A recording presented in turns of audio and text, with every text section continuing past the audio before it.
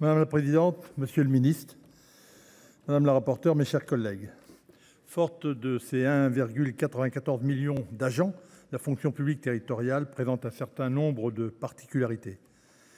Et à cet égard, je souhaite rappeler quelques chiffres mis en avant par le rapporteur. 72% des agents appartiennent à la catégorie C. La moyenne d'âge, 46 ans, est plus élevée que dans les autres versants de la fonction publique. 45% des agents occupent des emplois dans des filières techniques et, pour employer le vrai mot, bien souvent comme manœuvre. Et le salaire médian s'élève à 1 900 € par mois. Ces spécificités sont à l'origine d'un risque de précarité élevé. En effet, depuis de nombreuses années, l'usure, la pénibilité professionnelle constituent un élément préoccupant au sein de la fonction publique territoriale. Les arrêts de travail, les cas d'invalidité des agents après 50 ans y sont en hausse très nette, en raison des métiers exercés. D'après les données récemment publiées par la DGCL, moins de 50% des agents du versant territorial de la fonction publique sont actuellement couverts par une protection sociale complémentaire au titre de la prévoyance. Dans ce contexte, la réforme de la protection sociale complémentaire mise en œuvre par l'ordonnance du 17 février 2021, prise sur le fondement de la loi du 6 août 2019 de transformation de la fonction publique, introduit l'obligation de participation des employeurs publics à la prévoyance et à la complémentaire santé des agents à compter respectivement de 2025 et 2026. La réforme de la protection sociale complémentaire constitue l'opportunité d'une avancée sociale essentielle au bénéfice des agents de la fonction publique territoriale. En participant aux conditions de travail des agents ainsi qu'au maintien de leur santé et de leur niveau de vie, elle offre également un élément d'attractivité de l'engagement pour le service public. Oui, vous l'avez dit tout à l'heure, monsieur le ministre, cet accord est un grand pas pour les femmes et les hommes qui travaillent dans nos collectivités.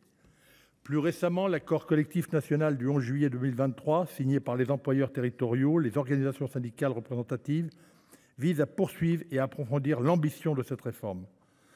Toutefois, pour être effectif, cet accord nécessite un texte législatif pour certaines de ses dispositions qui relèvent de la loi. C'est pourquoi je tiens à saluer l'initiative bienvenue de notre collègue Isabelle Florennes pour son investissement personnel. La proposition de loi que nous examinons ce soir vise ainsi à traduire dans la loi les dispositions de l'accord collectif national de 2023. C'est une sécurité pour nos agents. D'une part, elle généralise les contrats collectifs. D'autre part, elle supprime ceux à adhésion facultative.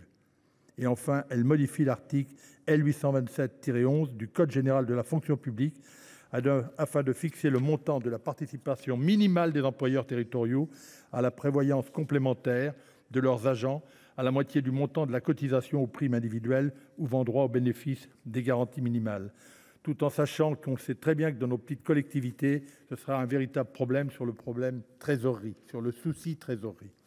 La proposition de loi a également comme objectif la sécurisation de la prise en charge des agents concernés en cas de succession de contrats ou d'arrêt de travail à la date d'effet du contrat collectif à l'adhésion obligatoire.